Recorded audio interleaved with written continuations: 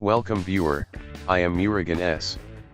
This video tutorial describes how to create bootable USB on Acronis True Image 2019. Click Tools, Rescue Media Builder.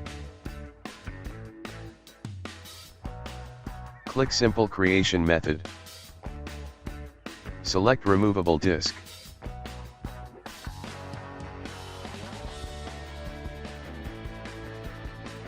Check, Format the selected media.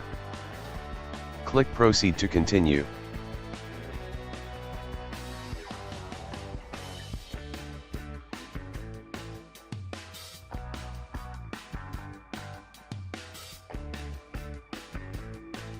Bootable media has been created successfully.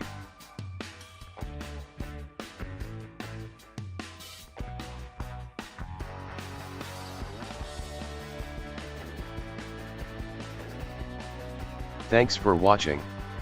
I hope this video tutorial helps to solve the problem.